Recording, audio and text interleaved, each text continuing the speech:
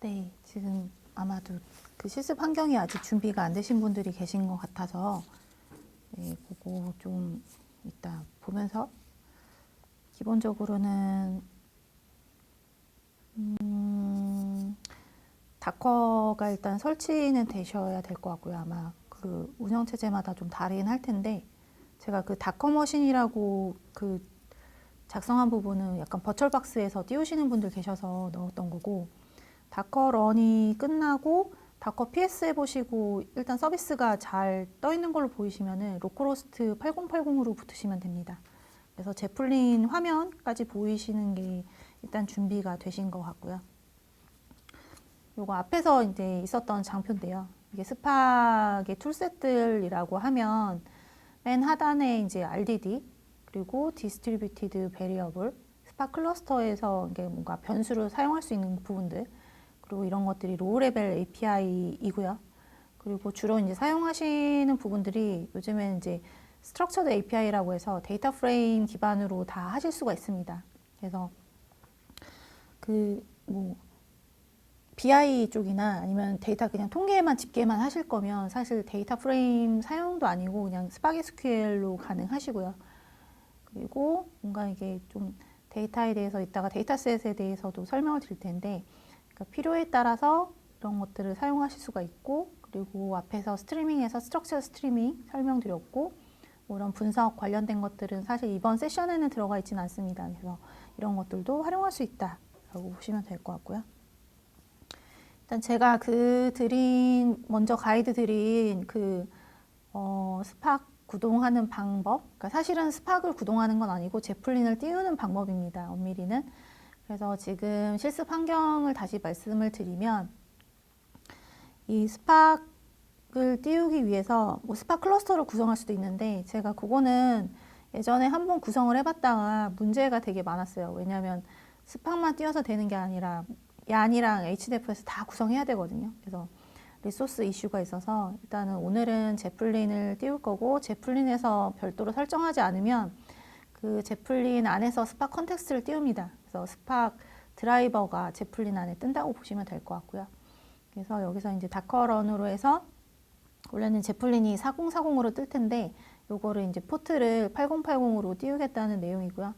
로그스나 노트북 같은 경우 따로 이렇게 제가 마운트를 시켜준 이유는 노트북 만약 만드시고 나중에 이제 테스트 해보실 때 추가로 다커 안에 내부에서 저장이 되면 다커가 종료되면은 같이 종료가 될 수 있거든요. 그래서 요거를 별도로 지금 뺀 거고, 지금 베이스 이미지는 아파치 제플린 0.8.1입니다. 그래서 저 지금 아마 0.8.3까지 나와 있을 거예요. 그래서 그 제플린 이미지 버전별로 지원하는 그 스팍 버전이 다릅니다. 저희는 아마 2.2 지원이 될 거고요. 그리고 제플린 쉘 저걸 수행하게 되면 실제로 제플린이 구동이 돼서 로컬호스트, 제가 아마 혼선이 있었던 게 제가 이거를 하시라고 해서 혼선이 있었던 건데 이거는 지금 다 필요 없으시고요. 버추얼박스로 하시는 분 아니시면. 그래서 제플린 잠깐 요거 보여드리면, 일단 다커 PS로 하셔서 이렇게 뜨시면은 일단은 8080으로 바인딩이 된 거거든요. 그래서 로컬호스트에 8080으로 접속이 되시면 되고요. 그때 요게 이제 제플린이 웹소켓 방식으로 통신하는 거기 때문에 이게 초록색으로 보이시면 됩니다. 그래서 제플린은 잠깐 설명드리면 이제 분석 도구로 많이 쓰세요. 분석 도구로 많이 쓰시고, 뭐 저희가 빅데이터 쪽에 분석 도구라고 하면 뭐 휴도 있고 제플린도 있고 뭐 주파이터 노트북도 있고 다양합니다.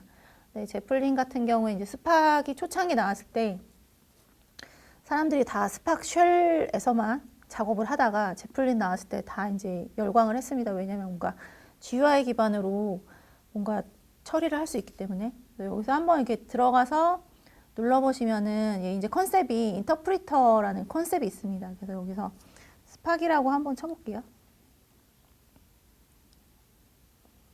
네, 계정은 지금 별도 세팅 안 했기 때문에 이렇게 뜨는 게 맞습니다.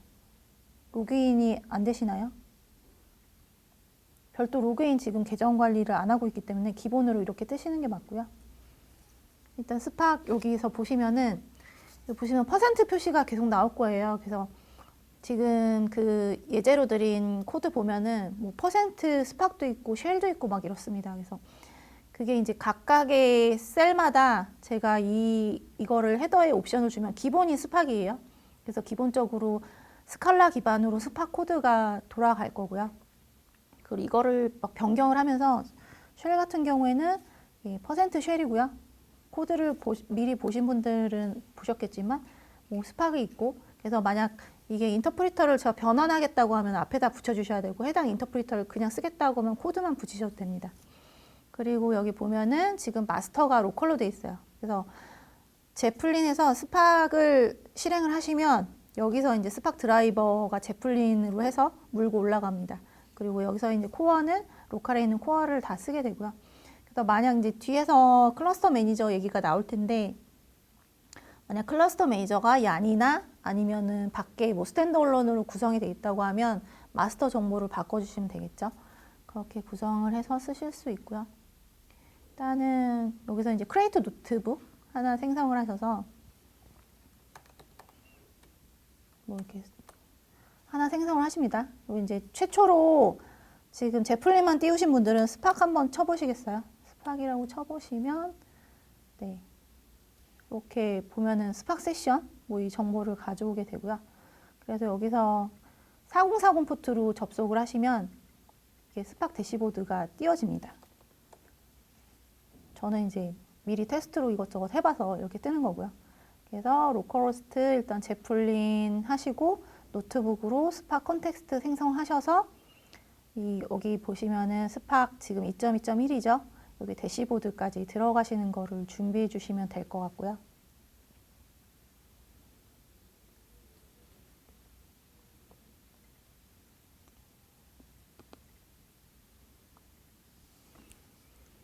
그래서 앞서서 기본적으로는 스팍 인터프리터가 디폴트이기 때문에 제가 퍼센트 스팍을 주진 않았어요. 근데 만약 인터프리터를 변경한다고 하면 앞에다가 붙여 주셔야 됩니다.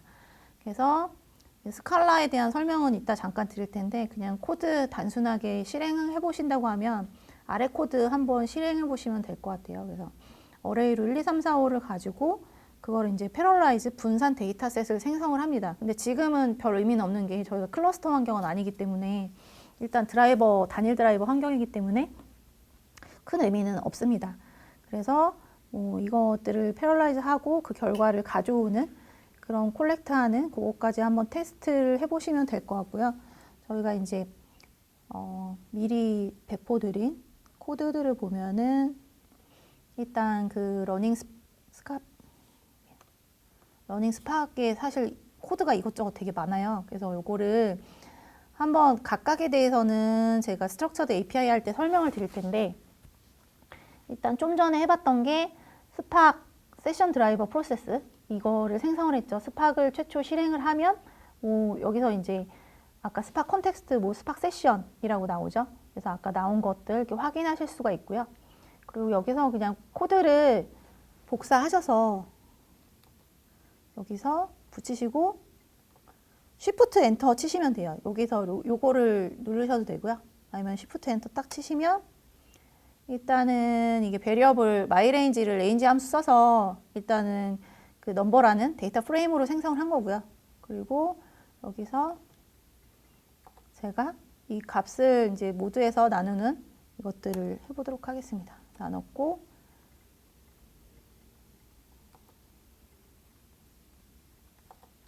이런 식으로 테스트를 진행하실 수가 있어요.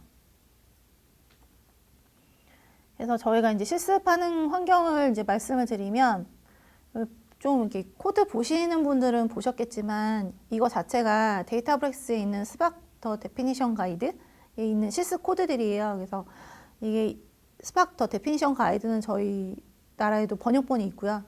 이게 보시면 스팍 어플리케이션, 이름을 제가 잘 모르겠는데, 그래서 이게 데이터브릭스라고 해서 스팍을 유시버클리에서 만든 애들이 스타트업을 만든 게 데이터브릭스거든요. 데이터브릭스 애들이, 그래서 이게 스팍의 창시자라고 불리는 마테이가 있어요. 마테이가 직접 집필한 그런 책이랑 이그젠플들입니다. 그래서 여기서 이제 그런 스팍 버전업이 될 때마다 좀 그 기능, 제공되는 기능들도 업데이트되고, 그래서 일단 이런 깃을 좀 잘 알고 계시면 좋을 것 같아서 제가 일단 이걸로 다 샘플 이런 코드들을 만들었었고요. 그리고 방식은 이제 제가 여기 쉘 인터프리터로 중간에 바꿨죠. 그러니까 제가 스팍 인터프리터를 쓸 거면은 제가 여기서 추가로 퍼센트 스팍을 안 쓸 건데 제가 일단 쉘로, 그러니까 얘의 장점은, 제플린의 장점은 이 안에서 제가 하이브를 썼다가 스팍을 썼다가 뭐 쉘 스크립트를 썼다가 이것저것 저 인터프리터들을 활용할 수가 있습니다. 그래서 이렇게 쉘, 이거는 뭐냐면 CSV를 로컬로 다운로드 받는 거예요. 그래서 데이터, 이거는 제가 주석이라서 네, 받았습니다. 받았고, 그러면은 이거에 대해서 그냥 헤드로 쉘 명령으로 확인해 볼게요. 보면은 CSV인데 이게 헤더가 포함되어 있죠. 헤더가 이렇게 테스트 컨트리 네임, 오리진 컨트리 네임, 카운트 해서 뭔가 이렇게 비행과 관련된 플라이트 정보인 것 같아요. 그래서 플라이트 데이터인 것 같고, 이제 이거를 가지고 뒤에서 각각의 코드들에 대해서는 설명을 드릴 겁니다. 그러니까 저희가 이제 스트럭처드 API라고 말한 부분이 스키마가 있는 거죠. 그래서 여기서는 인퍼 스키마, 스키마를 직접 추론하겠다라는 옵션인 거고요. 아니면 여기서 제가 스키마의 타입을 지정할 수도 있습니다. 그래서 인퍼 스키마 조건을 달면 데이터의 밸류를 가지고 타입을 추론한다는 거는 얘는 스트링 타입이야, 얘는 숫자니까 뉴메릭 타입이야, 이거를 스팍이 알아서 디텍트 해준다는 거고요. 그리고 옵션을 헤더를 true로 하면 CSV 같은 경우는 이렇게 헤더에 이 컬럼 정보들이 들어가 있죠. 그래서 바로 제가 별도의 스키마 설정 없이 얘를 읽을 수 있습니다.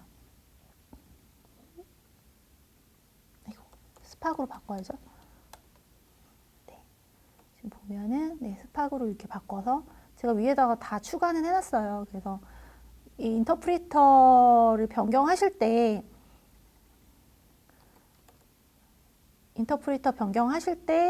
요거는 일단 필요하고요. 지금 스팍이기 때문에. 그래서 여기서 일단 데이터 프레임으로 가져온 거고요. 리턴이 지금 SQL 데이터 프레임이죠. 그리고 여기서 제가 3개를 가져옵니다. 테이크는 그냥 그 데이터 프레임의 건수를 가져오는 거기 때문에 일단 로우 타입, 여기서 이제 리턴하는 것들은 로우 타입이고, 거기서 제가 3개를 가져왔습니다. 어레이로. 그래서 보면은 첫 번째, 두 번째, 세 번째 이런 방식으로 가져오게 되고요. 그리고 이제 실행 계획 같은 거를 확인할 수 있습니다. 제가 여기서 숫자별로 카운트를 소트해서, 근데 이거를 소트해서 값을 가져오는 게 아니라 실행 계획만 확인하고 싶어 라고 했을 때 이런 식으로 실제로 내부에서 데이터가 몇 건이 있고 뭐 여기서 어떻게 가져오고 이런 것들을 보실 수가 있고요. 만약 이제 좀 복잡한 쿼리문이라든가 복잡한 데이터 프레임 같은 경우에는 이런 것들 explain 이 함수 이용해서 실행 계획을 볼 수 있습니다. 그러니까 실제로 뭔가 지금 액션이 일어난 건 아니고요. 전체적으로 이거를 동작시켰을 때 어떻게 동작될 것인가를 보여주는 거고요. 그래서 이런 식으로 테스트를 해보실 수가 있고요. 제가 밑에 요거 코멘트를 달았기 때문에 한 번씩 이렇게 돌려보시면 될 것 같아요. 그래서 요거 일단 실습 시간을 한 15분? 10분? 10분 정도 드려볼게요. 그래서 이거를 전체를 다 지금은 다 이해하실 필요는 없고요. 전체적으로 어떻게 돌아가는지 제가 이따가 간단하게 코드 설명을 드릴 건데 전체적으로 지금 요거 환경이 정상적으로 동작하는지 테스트 해보시면 될 것 같습니다. 네, 질문 잠깐 보면 지금 여기 로그인은 별도로 상관없을 것 같습니다. 감사합니다님 이거 안 되시나요, 제플린? 그래서 지금 별도 로그인 설정이 없기 때문에 그냥 이 상태로 활용하실 수가 있고요. 대신에 여기서 제플린 이 구동 화면에서 이게 초록색만 제대로 뜨면 됩니다. 그리고 제플린 대신 주파이터도 가능합니다. 주파이터 가능한데 주파이터는 저희는 파이스팍은 주파이터로 써요. 파이스팍은 주파이터로 쓰고 스칼라 좀 설정이 조금 복잡해서 일단은 뭐 분석가 분들은 주파이터로 파이스팍을 사용을 하고, 그러니까 저희가 이제 제플린 바로 써야 될 때는 여기가 이제 제가 이따가 샘플로 한번 보여드릴 텐데 여기서 사실 좀 차트 같은 거를 그릴 수가 있습니다. 차트 같은 거 그릴 수 있어서 간단하게 BI 저희 대시보드도 제플린에서 만들기도 하거든요. 그래서 그렇게도 활용 가능합니다. 그래서 저희 기본적으로는 분석 환경 오늘 이제 스칼라로 좀 말씀드리는 거는 뭐 아마 스칼라랑 파이썬이랑 그 API가 크게 차이는 나진 않습니다. 근데 파이스팍으로 하셔서 주파이터에서도 많이 활용을 합니다. 일단 러닝 스팍, 스칼라 이거 일단 테스트를 해보시기 바랍니다. 그래서 처음이라 좀 낯설 수도 있는데 각각에 대해서는 뒤에 세션에서 계속 반복적으로 나올 거거든요. 그래서 이런 것들 좀 보시면 될 것 같고요. 기본적으로는 저희가 주로 계속 실습하는 게 데이터를 wget으로 가져오고 그거 가지고 데이터 프레임으로 조작하고 만들고 SQL 만들고 네. 계속 반복되는 코드들이라서 어려운 부분은 없긴 할 것 같아요. 그래서 뭐 뒤에서 스팍 SQL이나 각각에 대해서는 설명을 다시 드릴 거고요. 쉘 같은 경우에는 기본적으로는 이제 스팍 인터프리터가 기본 모드이고요. 여기서 이렇게 코드를 하셔서 여기 셀에서 이렇게 하시면 됩니다. Shift 엔터 누르시면 여기서 이제 쉘로 가서 한 거죠. 그래서 제가 계속 쉘 명령어를 쓰고 싶다. 그러면 뭐 이렇게 ls-al을 하면 이렇게 나오는 거고요.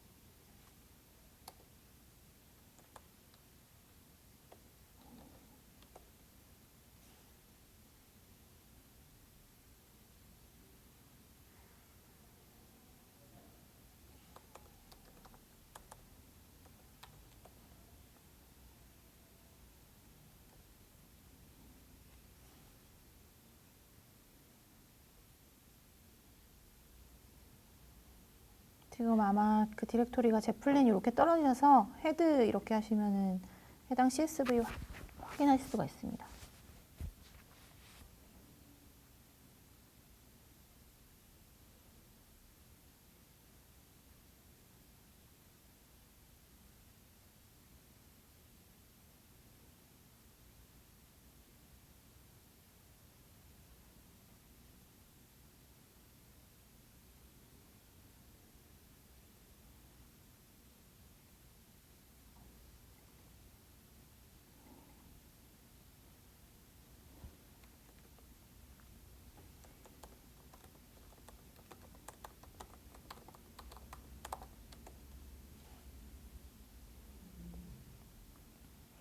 그리고 인터프리터 바뀔 때는 앞에다 넣어주셔야 돼요. 이렇게 쉘 인터프리터 쓰다가 내가 스팍으로 바꾸겠다 그러면 이렇게 넣어주시면 그러니까 해당 인터프리터의 그 랭귀지로 보이게 됩니다. CS 데이터 가져오는 부분이 네, 이런 식으로 요거까지 인터프리터 변경하셔서 요거까지 들어가셔야 됩니다.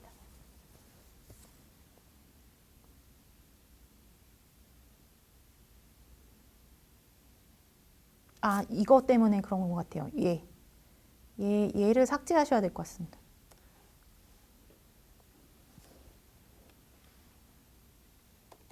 제가 이거 주석으로 넣는다고 했는데 이게 쉘 인터프리터에서는 오류라서 요거까지만 넣으시면 될 것 같고요.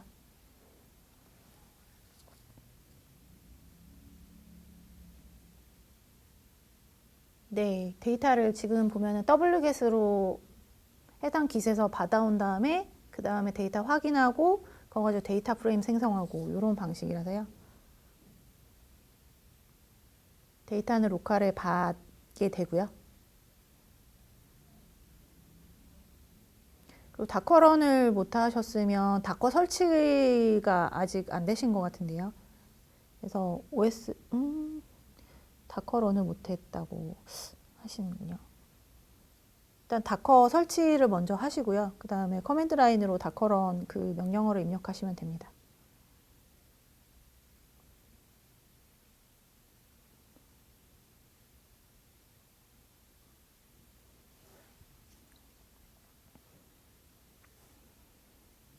다시 이제 코드 만약 안 되시면은 제가 요거를 코드를 먼저 설명을 드릴게요. 그래서 보시면은 저희가 이제 제플린에 이 코드를 복붙하시면 되는 거고요. 기본적으로는 퍼센트 스팍이 그냥 인터프리터를 제가 스파로 쓰겠다고 임의적으로 하는 거고요. 아, 그러면은 요거 도커런 안 되시면은 저거를 지금 아마도 OS가 좀 저랑 다르실 것 같은데 잠시만요.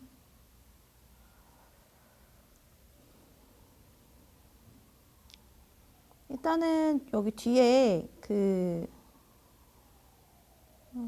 이 부분을 좀 빼보시겠어요? 제가 다시.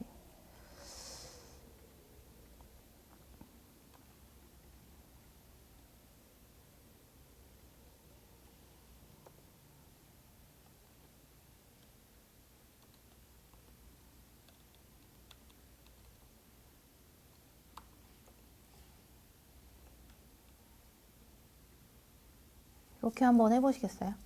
뒤에 지금 원래 제가 별도로 볼륨 마운팅을 하려고 한 건데 저게 PWD 옵션이 안 먹는 것 같아서 아니면 그거를 그냥 점으로 바꾸셔도 되고요.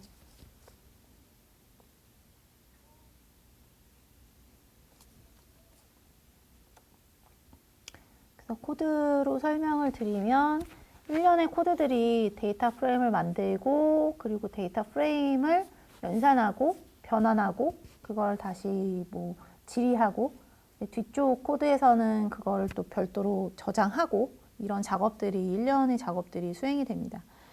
보시면 요거는 뭐 레인지 함수 써서 그 데이터 프레임 넘버라는 거를 만드는 거고요. 그래서 넘버라는 데이터 프레임을 만드는 거고 그 데이터 프레임에 이제 네로우 디펜던시라고 하는데요. 맵이라고 보시면 돼요. 각각의 그 값을 그러니까 웨어 조건으로 필터링 하는 거죠.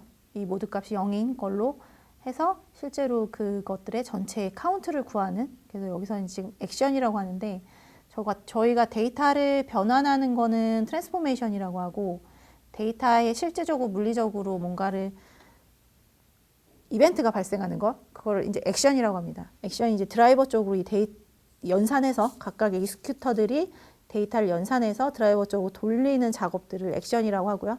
실제로 스팍에서는 트랜스포메이션 요 명령어만 이거를 보신 분들은 아시겠지만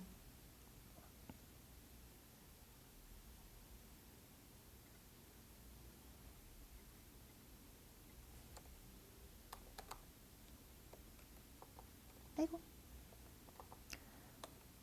요거 한다고 해서 요거 이게 스팍 여기를 한번 가보세요. 아무런 이벤트가 일어나지 않습니다. 아무것도 로깅되지 않고요. 실제로 저기서 볼 수 있는 거는 제가 이렇게 나누잖아요. 여기 액션을 했을 때만 여기서 저는 지금 되게 로그가 많기 때문에 여기 액션이 추가가 됩니다. 그래서 지금 된 게 요거 거예요. 카운트한 거. 그래서 이런 식으로 실제로 잡을 볼 수 있는 거를 볼 수 있고요. 요거 관련해서는 제가 RDD 세션 시간에 다시 설명을 드릴게요. 그래서 지금 이렇게 쉘 인터프리터로 바꾼 건 지금 데이터는 다 지금 깃에 있습니다. 깃에서 받아오고 그리고 그거를 지금 다시 쉘 인터프리터로 해서 데이터를 일단 확인해 보고 요거는 밑에는 지금 슬래시는 제 주석으로 달아놓은 건데 요거는 빼시고 요것만 카피하시면 돼요. 그리고 다시 스팍 인터프리터로 가서 아까 말씀드린 것처럼 얘는 지금 인퍼 스키마 true 하면 데이터의 밸류를 보고 그냥 스키마에 그거를 보는 겁니다. 그래서 이거는 아까도 제가 테스트했지만 자동 완성 문의를 주셨는데 이렇게 하고 점 누르시고 탭 하시겠어요? 그럼 이렇게 나오고요. 프린트 스키마 해볼게요. 여기서 보면은 타입이 값이 자동으로 인퍼 된 거예요. 얘는 테스트 컨트리 네임 스트링, 얘는 오리진 컨트리 네임 스트링, 그리고 카운트 이런 식으로 자동으로 지금 타입 인퍼런스가 된 거고요. 그리고 제가 컬럼을 따로 지정하지 않았음에도 불구하고 지금 얘의 CSV이기 때문에 첫 번째 라인에 그 컬럼 네임을 그대로 스키마로 적용된 겁니다. 네, 대그 보는 방법은 이따가 설명드리도록 하겠습니다. 그래서 이렇게 보시는 거라서, 네, 그래서 여기서는 이제 이렇게 하면은 스팍, 여기서 보시면은 그런 것들 이제 관련해서 4040 포트에서 이런 것들 대시보드에서 확인 가능하시고요. 그리고 요거는 실행 계획. 저희가 DB 같은 거 쿼리 짤 때 실행 계획 먼저 보잖아요. 그래서 실제로 근데 실행 계획까지 뭐 매번 보면서 확인할 필요는 없으시긴 한데 그냥 디버깅용으로 알아두시면 될 것 같고요. 그리고 보시면은 이제 이런 테이크, 제가 이제 트랜스포메이션이랑 액션을 이따 설명드릴 텐데, 이런 액션이 발생할 때 이제 스팍 대시보드에 저렇게 로그가 남습니다. 그래서 그걸 확인하실 수 있고요. 그리고 이거는 뭐냐면 저희가 이제 저렇게 데이터 프레임으로도 볼 수도 있는데, 이거를 템프 뷰나 템프 테이블을 이용해서 이런 것들을 이렇게 만들어 놓고 쿼리를 할 수 있습니다. 그래서 데이터 프레임을 가지고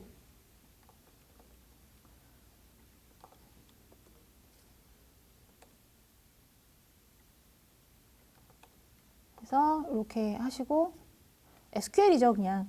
그래서 지금 보면은 여기서 등록을 해줬죠. 내가 이런 템프뷰나 템프 테이블은 뭐냐면 스팍 컨텍스트 안에서만 유효한 거라서, 이때는 이건 뭐냐면 스팍 컨텍스트가 종료되면 같이 종료됩니다. 그래서 저희가 지금 제플린으로 띄웠기 때문에 저희 이거 좀 유한하게 사용하는 거고요. 이제 기본적으로 뒤에서 나중에 구성을 말씀드릴 텐데, 저희가 하이브 메타스토어를 같이 사용을 해요. 그래서 스팍 구성할 때, 그래서 스팍 SQL 나중에 질이 가능하도록 해서 얘를 갖다가 템포뷰가 아니라 그냥 테이블이나 뷰 형태로 만들어서 사용하실 수도 있습니다. 그리고 여기서 이렇게 스팍 SQL을 이렇게 하실 수도 있고요. 아니면 이거 자체를 해서 이렇게 하셔서 %에서 SQL 하시고 이거를 한번 이렇게 해보시겠어요? 그럼 스팍 SQL로 인식을 하고요.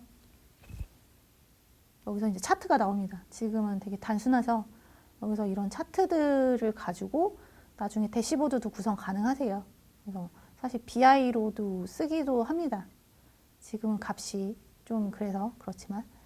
그래서 이런 식으로 스팍 SQL 사용하실 수도 있고요.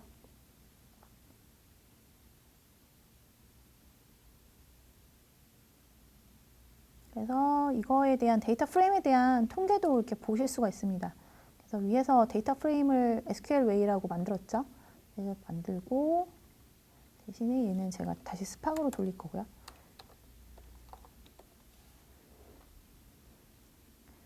저희가 데이터 분석할 때 이거 되게 많이 쓰시죠. 실제로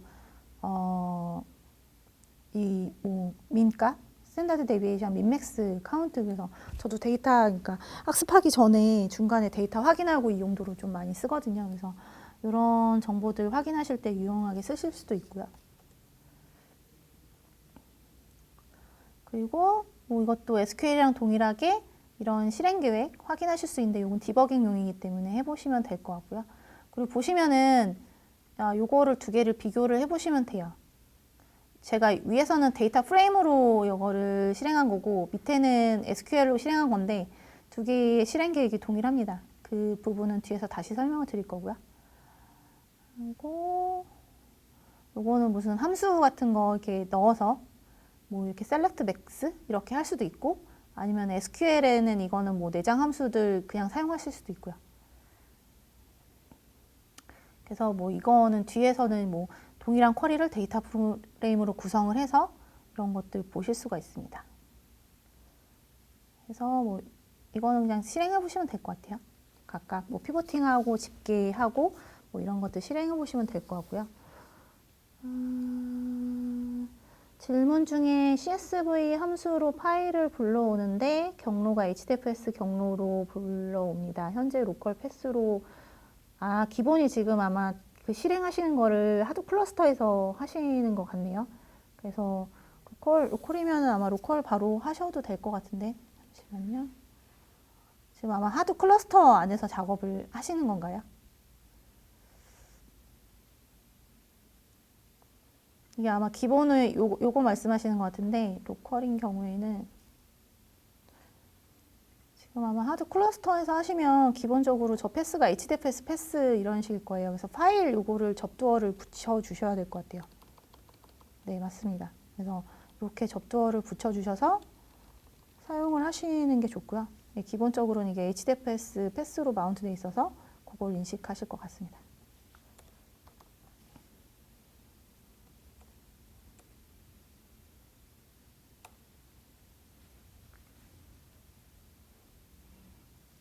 네, 좀 진행을 하고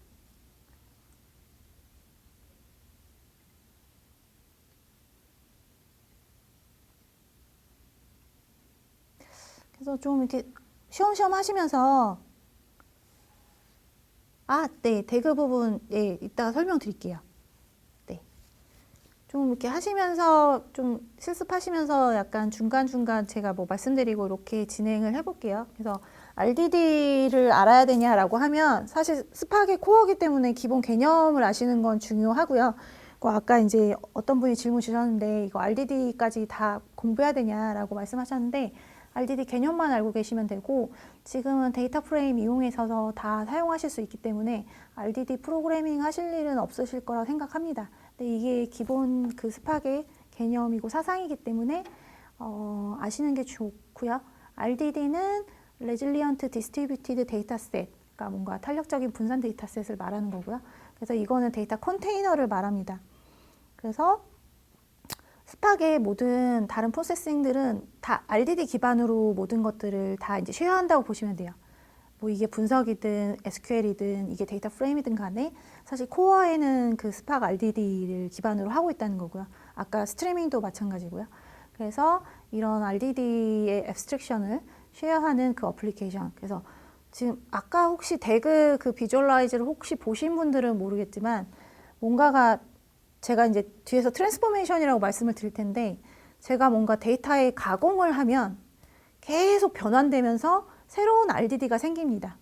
그걸 이제 저희가 트랜스포메이션이라고 하는데 뭐 RDD는 컬렉션을 이제 병렬화, 아까 이제 코드상에서 패럴라이즈 한 거죠. 그냥 어레이를 제가 그냥 패럴라이즈 해서 얘를 그냥 클러스터 노드에 분산시키는 그거 내지는 또 파일을 읽어서 제가 뭔가 변환을 해요. 저희가 이제 실습할 때 ETL이라고 말하는데 데이터를 계속 변환하는 작업 있죠. 뭐 널 밸류 없애고 뭐 이거가 뭐 스트링 타입이면 뉴메릭 타입으로 캐스팅하고 뭐 거기서 소수점 몇 자리까지 자르고 거기서 뭐 그 중간중간 뭐 익스플로드 뒤에서 이제 설명 다시 드리겠지만 데이터를 다시 뻥튀기 했다가 다시 또 제이슨으로 바꿨다가 이런 일련의 작업들이 다 트랜스포메이션 작업입니다. 생각을 해보시면 트랜스포메이션 작업은 저희가 맵 리듀스 단계에서 맵이라고 보시면 될 것 같아요. 그래서 트랜스포메이션 단계에서 새로운 RDD를 생성한다. 그래서 그런 컬렉션을 패러라이징 한다거나 새로운 파일 읽거나.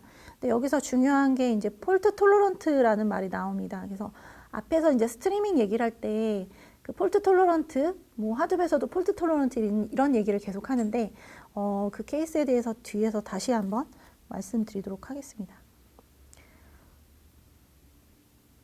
이제 저희가 로그 마이닝이라고 생각을 해볼게요. 로그 마이닝 생각을 해보면 여기서 보시면은 이제 HDFS 로그가 쌓여 있어요. 일단 데이터는 입수됐다는 전제 하에 거기서 저는 그 라인 바이 라인으로 읽을 예정인데 거기서 시작을 에러로 시작하는 에러만 디텍팅을 하고 싶은 거예요. 그래서 에러만 디텍팅을 하고 싶으면 보시는 바와 같이 라인스 필터 하고 스타트 위드 에러라고 해서 새로운 RDD를 생성을 합니다.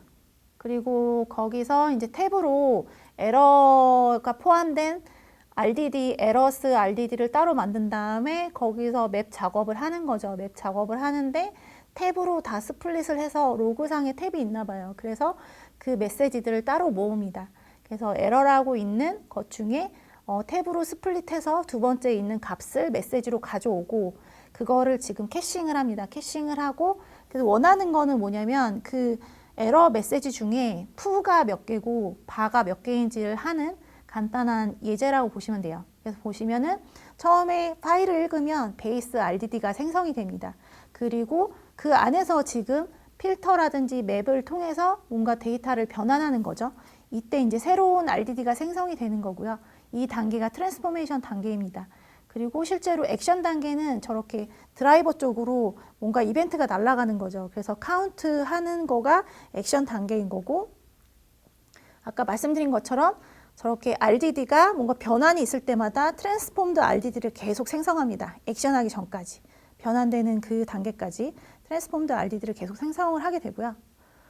실제로 이게 물리적인 노드에서 발생하는 그런 그 처리를 보면은 저희가 이제 드라이버와 다수의 이제 워커로 구성이 되는데, 일단 드라이버는 그 자바에서 메인 함수를 가지는 어플리케이션이라고 보시면 돼요. 그래서 드라이버에서 코드가 일단은 서밋이 되면 클러스터 안에서 워커한테 이런 것들이 이제 분배가 되겠죠. 그리고 저희가 HDFS에서 파일을 읽잖아요. 앞에 코드에서. 근데 HDFS는 아까 말씀드린 것처럼 블럭 단위로 다 분산돼서 저장돼 있습니다. 그래서 지금은 보시면 워커 노드가 3개죠. 각각 블럭 1, 블럭 2, 블럭 3. 그리고 앞선 코드에서 제가 캐시라는 명령어를 썼어요. 그래서 캐시가 되면 워커의 메모리 영역에서 일부 영역을 캐시 영역으로 활용합니다. 그리고 실제로 저게 이제 트랜스폼드 RDD가 계속 생성되죠. 계속 생성이 되는데 걔네들이 스팍이 저 명령어 들어갈 때마다 계속 생성하는 건 아니고, 실제로 스팍이 1을 하는 단계는 액션 단계입니다. 지금 앞에서는 count라는 함수를 불렀죠. 그때 이제 저것들이 다 수행이 되면서 트랜스폼드 RDD가 생성이 되고 그 결과값을 드라이버 쪽으로 던져주는 그 예제입니다. 그러면 앞에서 폴트 톨러런스라고 얘기를 했는데, 폴트 톨러런스라고 얘기하는 거는 생각을 해보시면 아까 제가 맵리듀스는 매번 디스크에 읽고 쓰고를 한다고 했잖아요. 그러면 특정 이터레이션에서 에러가 발생하거나 문제가 발생했어요. 그러니까 상당히 빈번합니다. 특정 노드에 리소스가 없거나 특정 노드에 뭔가가 디스크나 뭐 네트워크 카드나 OS나 크래시가 일어났거나, 그래서 특정 노드에서 해당 잡을 수행하려고 했는데 문제가 생겼어요. 그러면 맵리듀스는 어떻게 합니까? 다시 디스크를 읽습니다. 해당 디스크 중간 산출물을 읽고요. 그걸 통해서 다시 리컴퓨트를 합니다. 그럼 그 스팍을 제가 아까 인메모리 컴퓨팅이라고 했는데, 인메모리 컴퓨팅에서는 얘를 리워크를 어떻게 하냐, 리컴퓨트를 어떻게 하냐. 그래서 RDD는 리니지 트래킹이라는 개념이 있습니다. 아까도 말씀드렸죠. 베이스 RDD, 하드 RDD가 있고 필터드 RDD, 맵드 RDD, 데이터가 변형이 가해질 때마다 저 RDD를 새로 생성하게 됩니다. 그래서 만약 여기서 맵드 RDD에서 해당 태스크들이 수행이 되다가 어떠한 문제로 뭐 이렇게 크래시가 났어요. 크래시가 나면 다시 필터드 RDD부터 다시 수행을 하는 거고요. 그래서 이런 것들을 그러니까 리컴퓨트하는 로스 데이터에 대한 리컴퓨트를 담당하는 그런 작업들을 통해서 폴트 톨러런스를 보장을 합니다. 그래서 각각의 트랜스포메이션 단계들에서 앞 단계로 다시 리트라이를 하는 그 역할이라고 보시면 될 것 같고요. 이제 뒤에서 코드를 설명을 다시 이제 드릴 건데, 스칼라는 잠깐 설명을 드릴 건데, 저희가 이제 실습하는 코드는 스칼라로 진행을 할 거고요. 물론 자바로도 가능합니다. 그리고 스팍 자체는 JVM 기반이기 때문에 자바 앤 스칼라가 가능하고요. 물론 자바에서도 함수형 그런 프로그래밍 그런 것들을 제공을 하지만, 이제 스팍이 처음 나왔을 때 스칼라 기반으로 개발을 했던 거는 일단은 코드의 간결성이라든지 뭔가 그런 그 스칼라 언어 자체가 가지고 있는 장점들을 좀 많이 활용했다고 볼 수가 있습니다. 그래서 지금 뭐 왼쪽이랑 오른쪽 코드를 보시면, 저는 만약 어플리케이션을 개발하셔야 된다고 하면 물론 자바로도 개발 가능하세요. 근데 가급적이면 스칼라로 개발하시는 거를 권유를 드리는 게 좀 더 이게 경량화, 코드 뭐 사이즈라든지 경량화 이런 것들이 가능하고, 그리고 지금은 데이터 프레임 아까 API 사용해서 많이 추상화 됐습니다. 그래서 지금 뭐 예제는 제가 뭐 RDD 예제를 보여드리고는 있지만 사실상 코드도 많이 좀 직관적이 됐기 때문에 이런 부분들에서는 좀 스칼라로 개발하실 수 있지 않을까? 그리고 항상 그 질문 많이 받는 게, 그러면은 저는 무슨 언어를 써야 되나요? 네, 그런 언어들. 그래서 사실 RDD 프로그래밍을 하셨을 때는 파이썬이랑 스칼라랑 성능 차이가 좀 많이 났습니다. 뒤에서도 다시 말씀드리겠지만, 저 같은 경우는 스칼라로 처음에 시작을 했고, 왜냐하면 그 당시만 해도 파이썬 API 지원이 되게 적었어요. 근데 지금 같은 경우에는 사실 파이썬이랑 스칼라랑 거의 동등하게 API 기능이 나오고 있기 때문에 동케어일 것 같고요. 그리고 이제 파이썬 디벨로퍼들은 뭐 파이썬을 계속 쓰셔도 됩니다. 그래서 분석하시는 분들은 저는 이제 레코멘드 드리는 게 파이썬, 파이스팍 사용하시는 거 되게 쉽게 잘 쓰시더라고요. 그리고 자바 디벨로퍼는 아까도 말씀드렸지만 저는 사실 자바 하실 바에는 스칼라 조금 배우셔가지고 스칼라 개발하시는 게 스칼라 어플리케이션 개발하시는 게 더 나을 거라고 보고요. 물론 자바로도 불가능한 건 아닙니다. 근데 이제 뭔가 코드들이 양이 좀 되게 많아지는 그런 불편함이 좀 있습니다. 그리고 퍼포먼스 측면에서는 사실 근데 이거는 좀 데이터 프레임만 사용하실 거면 어떤 언어를 사용하셔도 다 동일합니다. 그래서 뭐 파이썬이 가지는 장점, 뭐 기존의 분석 모듈 같은 거 같이 쓰시거나 아니면은 그럴 때는 파이썬, 파이스팍 이용하시는 것도 저는 추천을 드리고요. 그리고 만약 제가 BI 담당자다, 뭔가 SQL로만 처리가 가능하다 그러면 사실 스팍 SQL만 쓰셔도 되고요. 그리고 만약 제가 무슨 실시간 어플리케이션이나 스팍 어플리케이션 만들어야 된다라고 하면 스칼라로도 가능합니다.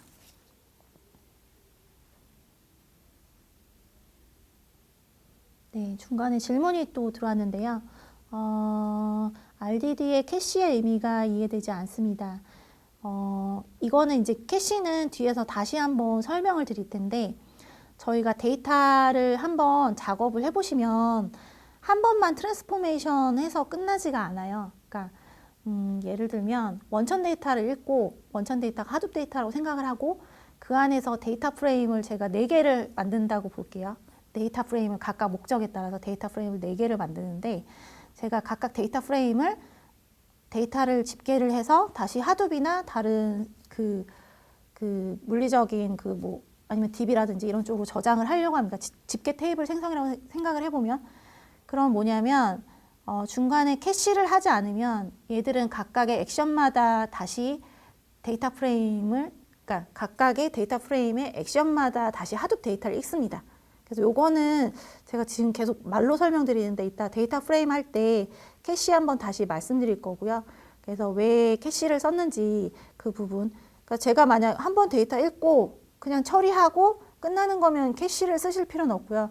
근데 한번 데이터 읽고 나서 그 데이터를 여러 번 가공할 목적이면 캐시를 쓰시는 게 좋습니다. 근데 물론 캐시를 쓰시면 익스큐터의 메모리를 점유하는 거기 때문에 그 부분도 좀 고려는 해보셔야 되고요.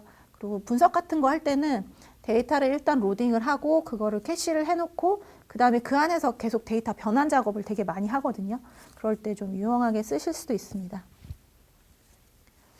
트랜스포밍 과정이 질문 주셨는데 트랜스포밍 과정이 일어날 때마다 RDD가 생성되면 비교적 적은 데이터를 집계 처리하더라도 결과적으로 메모리를 많이 사용하게 되는 건가요? 그러니까 트랜스폼 하는 것 자체에서 메모리를 먹는다는 것보다 뭐 말씀하신 것처럼 뭐 작은 데이터인데 뭐 배보다 배꼽이 더 클 수는 있겠죠. 메모리나 리소스를 더 사용할 수는 있는 거고요. 근데 이제 비교적 적은 데이터를 집계 처리하더라도 아까도 말씀드렸지만 사실 큰 데이터를 균일하게 잘 처리하는 게 그 분산명렬 시스템의 가장 그 좋은 아키텍처인 거고요. 그래서 뭐 작은 데이터 처리하더라도 리소스 많이 쓰는 거는 리소스를 좀 쓰는 거는 크게 걱정은 안 하셔도 될 것 같습니다. 근데 지금 말씀드리고 싶은 거는 트랜스폼 할 때마다 메모리 올리냐 그건 아닙니다. 실제로는 그거 자체가 뭐냐 자바 객체 같은 것들로 디스크의 템프 디렉토리에 쓰이게 되는 거고요. 그래서 그거 자체가 메모리에 다 올려서 쓰는 건 아니기 때문에 그 부분은 아니라고 말씀드리고 싶고요. 최근에 질문 또 주신 게 스팍넷도 발표된 걸로 아는데 스칼라 언어랑 비교했을 때 성능 차이나 기능적으로 제한이 많이 될까요? 스팍.넷은 제가 확인해 보진 않았지만 데이터 프레임 기반으로 인터페이스 하는 거라면 저는 성능은 같을 거라고 봅니다. 근데 물론 기능적인 제약은 .넷 언어에서 지금 .넷 언어를 말씀하시는 게 맞겠죠? 그런 것들이 좀 있을 수는 있을 것 같아요. 지금 이제 제가 파이썬이랑 스칼라랑 API 지원 기능이 거의 동일하다고 말씀드린 게 근데 상대적으로 R 쪽은 API 개발이 적습니다. 그러니까 말씀드리고 싶은 게 뭐냐면 얘는 스칼라로 일단 개발이 됐고 그러면은 사용자한테 제공되는 그 함수들은 스칼라가 제일 먼저 올라오고요. 그리고 파이썬도 같이 먼저 올라옵니다. 근데 R이나 사실 다른 언어들 같은 경우에는 조금 API가 적어질 수는 있겠죠. 스칼라 뭐 언어 스팍이 제가 아까 스칼라로 개발됐다고 말씀드렸는데 그러니까 펑셔널 프로그래밍을 지원하는 언어입니다. 그래서 이것들은 자바 버추얼 머신 JVM2에서 돌아가게 되는 거고요. 실제적인 그 코드 라인들은 JVM2에서 동작되는 걸로 보시면 되고, 스팍은 스칼라로 구현이 됐습니다. 그러면은 그 데이터 분석가 입장에서 이런 펑셔널 스칼라는 어떤 게, 뭐 어떤 이런 것들을 스칼라를 쓰는 게 좋은 점인지 아닌지 뭐 이런 것들. 그래서 가장 좋은 거는 사실 분석가 분들이 스칼라 배우셔가지고 같이 보시는 게 가장 좋겠죠. 그거는 가장 이상적인 거고요. 여기서 말하는 게 스팍의 필로소피까지 보는 거는 사실 데이터 엔지니어도 사실 스팍 코어의 코드 구성이 어떻게 됐는지까지 보시는 분들이 많지는 않습니다.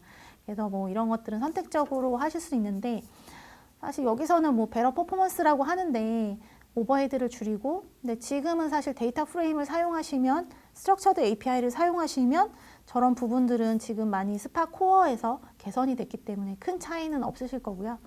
그리고 이제 하나 좀 보실 게 뭐 추가적으로 데이터 분석가가 스칼라를 알아야 되냐, 저는 알 필요는 없는데 혹시 언어적인 거에 관심이 있으시면 보시는 거는 추천은 드리지만, 네, 굳이 뭐 스칼라까지 배울 필요는 없으실 것 같습니다.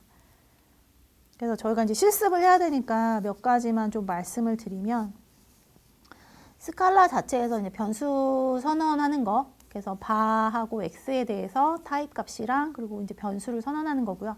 bar이라고 하면 얘는 리드온리입니다. 그래서 데이터를 저희가 데이터를 읽을 때는 bar이라고 해서 데이터를 읽어요. 하드비나 파일 시스템에서. 그 이유는 이거는 이뮤터블한 거죠. 불변하는 거기 때문에 데이터를 읽을 때 그렇게 사용을 하고요. 그리고 타입 인폴드가 지원이 되기 때문에 제가 뭐 이게 뉴메릭이면 뉴메릭 타입으로, 그리고 뭐 더블형이면 더블형으로 뭐 이런 식으로 타입 인포드가 되고, 그 펑션 같은 경우에는 제가 뭐 리턴 함수를 써주지 않아도 네, 바로 이렇게 펑션을 지정을 할 수 있습니다. 그래서 아마 예제에서도 저희가 UDF 하나 만드는 예제가 있을 거예요. 그래서 이런 식으로 레스트 라인이 리턴되는 구조고, 뭐 콜렉션이나 클로저는 저희가 이거는 RDD 프로그래밍 하실 때 쓰시는 건데 지금 예제에는 없습니다. 그래서 그냥 참고로 하시면 될 것 같습니다. 각 맵이랑 리듀스 단계에서 각각 연산을 어떻게 하는지 어레이 타입 지정하고, 이게 펑셔널 랭귀지의 특성이죠. 그래서 클로저를 통해서 이 데이터를 처리하는 부분들 보실 수가 있습니다.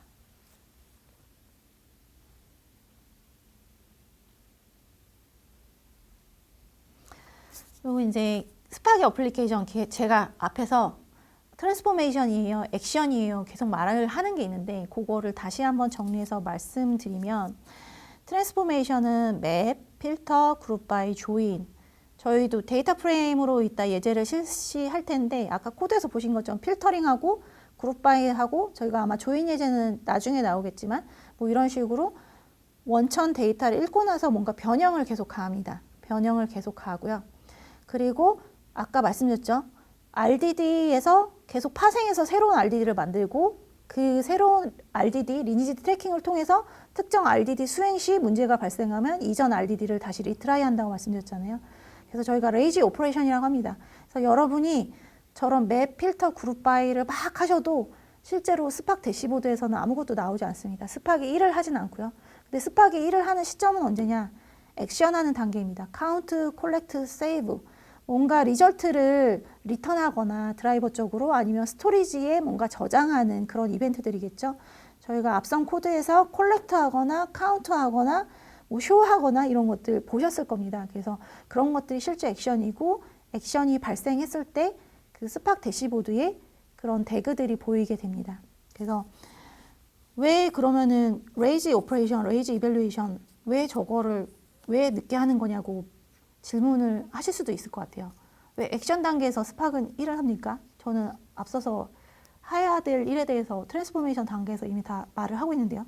그러니까 뭐냐면 뒤에서 나옵니다. 이렇게 트랜스포메이션에서 레이지 오퍼레이션 한 이유는 대그라고 나옵니다. 대그, 뭐 아까 뭐 콘솔 그 대시보드 보셨으면 뭐 대그 비주얼라이저 이렇게 딱 보셨을 거예요. 그래서 대그는 뭐냐면 특정 잡이 돌기 위해서 이거 이제 실행되는 그런, 어떻게 보면은 이렇게 실행되는 그 프로세스를 보여주는 건데, 그때 최적의 대그를 액션 시점에서 찾기 위해서, 그러니까 제가 이것저것 트랜스폼을 하더라도 실제로 액션 단계에서 최적화되는 겁니다. 트랜스포메이션의 실행 계획이 그렇게 하기 위해서 하는 거고요. 그리고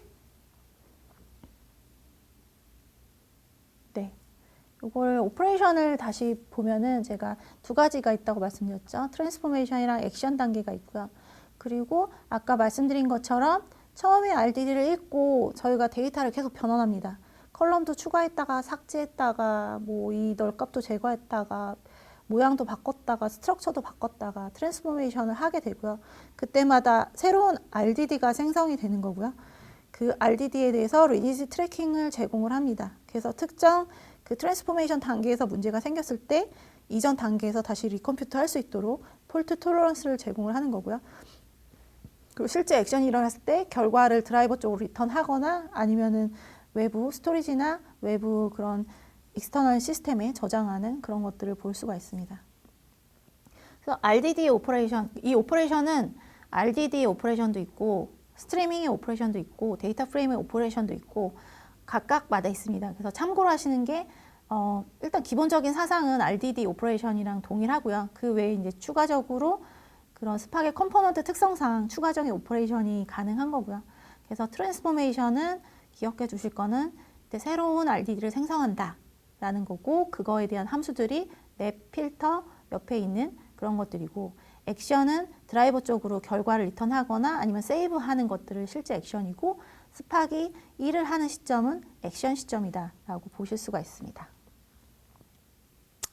그래서 RDD랑 데이터 프레임 제가 아까 데이터 프레임 쓰시면 파이썬이나 스팍이나 성능 동일해요 라고 말을 한 부분이 여기입니다. 그래서 사실 스팍 RDD를 개발하는 거는 스팍에서는 로우 레벨 인터페이스예요. 직접 제가 뭔가 데이터를 핸들링하는 로우 레벨 인터페이스고 그리고 데이터 프레임은 아까 첫 시간에 말씀드린 것처럼 스키마를 가지는 어떻게 보면 분산돼서 저장되고 있는 그런 스프레드시트라고 생각하시면 됩니다.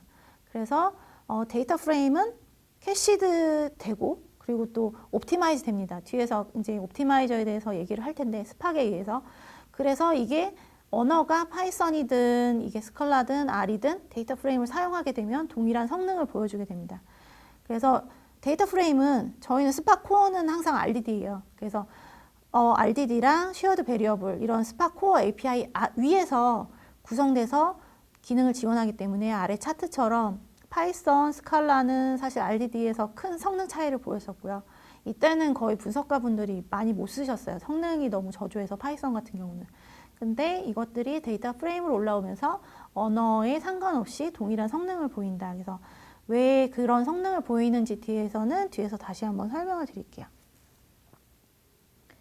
그래서 데이터 프레임 이그젬플 보시면 아마 이제 분석하셨던 분들은 그런 파이썬의 뭐 데이터 프레임이나 R에서 사용하시던 거랑 비슷하다고 이제 느끼실 수는 있을 것 같아요. 그래서 보시면은 되게 직관적이죠.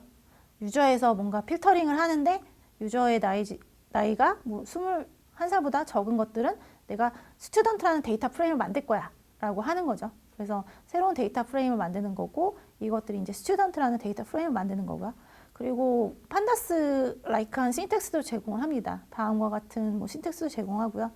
그리고 이거를 성별별로 내가 카운트를 하고 싶어. 스튜던트 데이터 프레임에서 성별별로 카운트를 하고 싶어. 카운트 액션이죠. 해당 액션도 날리면 실제로 각각 성별별로 그 새로 생성된 데이터 프레임에서 성별별로 카운트를 수행을 합니다.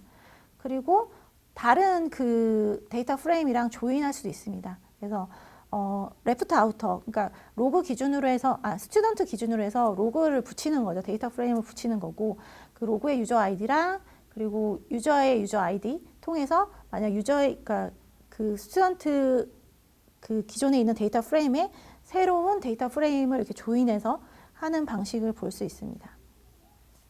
그럼 코드상에서의 RDD랑 데이터 프레임 뭐냐면 데이터 프레임의 강점은 스키마를 가지고 있기 때문에 뭐 당연하다시피 지금 RDD 같은 경우에는 데이터의 순서 탭으로 지금 스플릿을 한 다음에 거기서 이게 몇 번째 어레이에 무슨 값인지를 다 지정을 해줘야 되는데 데이터 프레임은 얘는 스키마를 가지고 있는 거죠. 그래서 좀 더 직관적으로 이런 것들을 하실 수가 있습니다. 그래서 네임, 뭐 지금 보시면은 people이라는 테이블에서 그룹 바이를 하는데 이름으로 그룹 바이를 할 건데 이름별로 저런 연령을 평균을 구하는 거를 드라이버 쪽으로 가져오겠다라는 데이터 프레임 그 함수 지금 사용을 보실 수 있습니다.